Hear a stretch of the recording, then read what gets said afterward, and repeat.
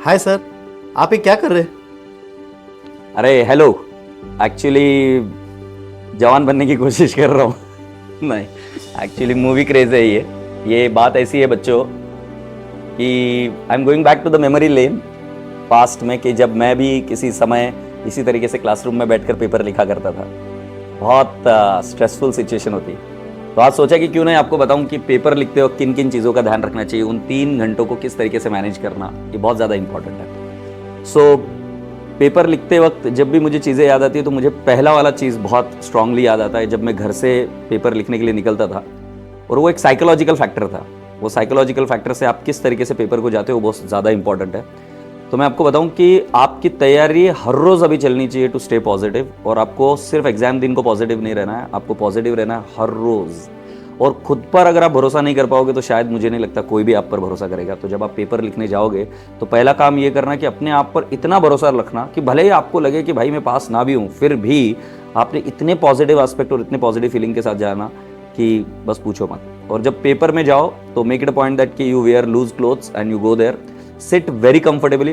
Paper में जाने के 10-1 मिनट तो पहले चले जाओ पेपर में, और वहाँ पर जाकर एकदम शांति से ये फील करो, 110% ऐसा फील करो कि मैं इस पेपर में 100% सक्सेसफुल हो जाऊंगा। सो ये जो फर्स्ट पार्ट है वो साइकोलॉजिकल पार्ट है। साइकोलॉजिकल पार्ट में आपको वहाँ पर पहले अपने आप को समझा देना है, भले ही आपको डर लगे, बट अगर डर लगे मान लो तो आपने बिल्कुल धीरे धीरे श्वास की गति पर ध्यान देना है, अपनी श्वासों को डीप बनाना, क्योंकि आपको ध्यान में रखना डर और गहरी सांसें दोनों एक साथ नहीं जा सकती टेक्निकली। तो अगर आप डीप ब्रीथ्स लेते रहेंगे तो आपका डर 110% गायब होना ही पड़ेगा। ये हुई साइकोलॉजिकल बात। अब पेपर को उठाया हाथ में और 3 ऑप्शन बने। पेपर इजी आया, पेपर बहुत टफ आया, या पेपर लेंदी आ गया। इजी आया, टफ आया या लेंदी आ गया। तो पहली बात तो ये समझ जाना कि 4 पेपर में से 8 पेपर में से 1 पेपर तो कोई ना कोई तिकड़म आएगा ही। एक ग्रुप में 1 पेपर तिकड़म आएगा ही, कुछ ना कुछ तो अलग होगा। तो उसकी मेंटालिटी के लिए तैयार होकर जाना, स्पेशली फर्स्ट पेपर को बहुत अच्छे से प्रिपेयर करना इस स्ट्रैटेजी के लिए कि भाई वो पेपर अगर तिकड़म भी आ गया तो मुझे कैसे मैनेज करना है। तो मैं कैसे सोचा करता था कि जब पेपर हाथ में आया, और मुझे याद है आज भी, वो कॉस्टिंग का पेपर था, बहुत डिफिकल्ट आया था। ऐसे कहते कि पिछले 10 अटेम्प्ट में इतना डिफिकल्ट पेपर नहीं था जब मैंने वो पेपर लिखने गया था मैं। तो मैंने जो सोचा था मैं आपको वो याद दिला रहा हूँ कि अगर पेपर डिफिकल्ट आया तो मैं अपने आप से ये कहता था कि भाई मैंने तो पूरी पढ़ाई करी है। ये एग्जाम हॉल में बैठने के बाद मेरी बातें चल रही कि मैंने तो बहुत पढ़ाई करी है, तो अगर मुझे पेपर डिफिकल्ट जा रहा है तो आई एम श्योर कि पूरे इंडिया को भी पेपर डिफिकल्ट जाएगा।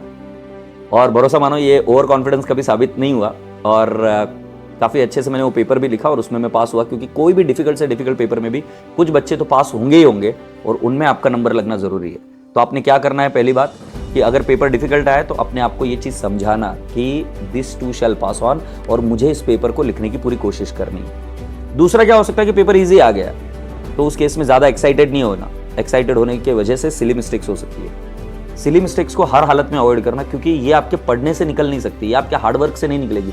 सिली मिस्टेक स्ट्रेस की वजह से हो जाती है, एक्साइटमेंट की वजह से हो जाती है, फास्ट लिखने के चक्कर में हो जाती है। सिली मिस्टेक्स नहीं करना। सिली मिस्टेक्स की वजह से मैंने जब पेपर देखे बच्चों के, तो कितने सारे बच्चों के मार्क्स उसमें वेस्ट हो जाते हैं, एक अटेम्प्ट वेस्ट हो जाता है, राइट। तो सिली मिस्टेक से डरना।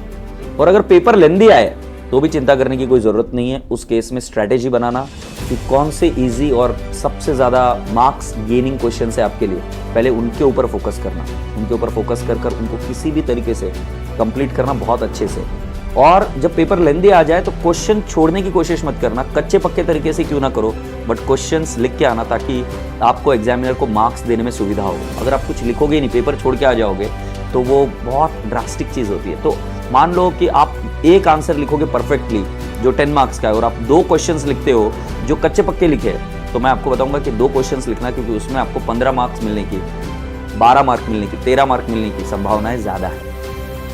अब रसगुल्ले बच्चों, मैं आपको बताऊं कि पेपर में और कुछ चीज़ों का ध्यान रखना ये ज़रूरी है कि आपका फॉर्मेटिंग, आपका प्रेजेंटेशन बहुत अच्छा होना चाहिए।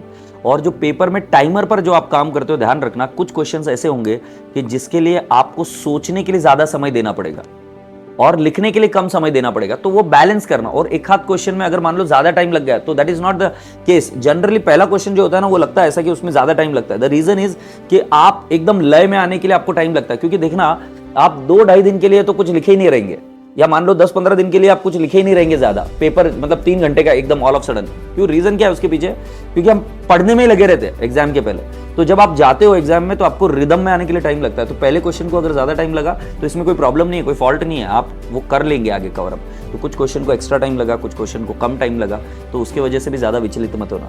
बस ध्यान रखना कि आपने पेपर को अच्छे से पढ़ना भी है। कितनी बार देखा है यार, एक आधी कोई चीज़ पढ़ी नहीं, अच्छे से पढ़ी नहीं, इसकी वजह से वो छूट गया, आंसर आते हुए भी आंसर हम गलत लिख कर आ गए। ये गड़बड़ नहीं करना, बिल्कुल सावधानी से पढ़ना कि क्या है।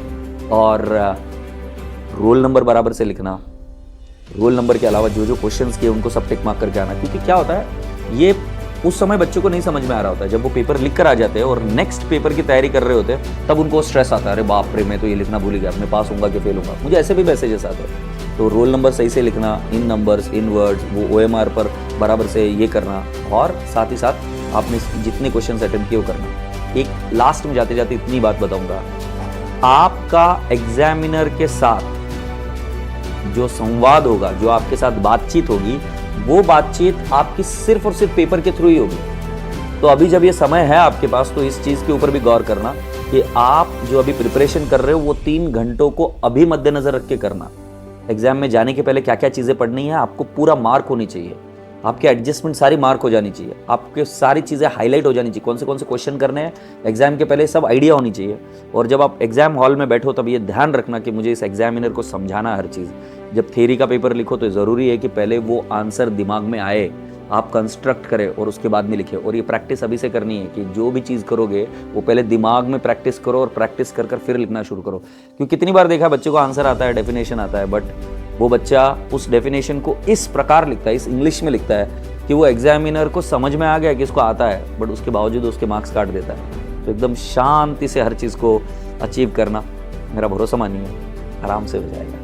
क्योंकि जब मैं अभी वापस उस दौर से गुजरा जब मैंने एग्ज़ाम दी थी, मुझे एक चीज़ याद आती है मेरे बारे में, वो थी कि मैं एकदम चिल एटीट्यूड से जाता था, रिलैक्स, जो होगा सो देखा जाएगा। तो आप भी उस एटीट्यूड से जाना, पास फेल के इस चक्रव्यूह से बाहर निकलो। एक बार जाके देखो तो सही पेपर में कितना मज़ा आता है, एक बार दीजिए तो सही अपना 100%। एक बार ये कोशिश तो करिए कि भाई एक हाथ पेपर टफ आ गया तो क्या हुआ, ज़िंदगी में भी अच्छे और बुरे समय आते हैं, अच्छे से करके। हाथ क्वेश्चन नहीं बना तो क्या हुआ सर, बट कोशिश कर जाएंगे। ये एटीट्यूड चाहिए स्माइल के साथ, है ना। साले आजू बाजू वालों गया ना, सबकी बैंड बजनी चाहिए। ये हंस क्यों रहा है, समझे कि नहीं? All the best, lots of love, all the best.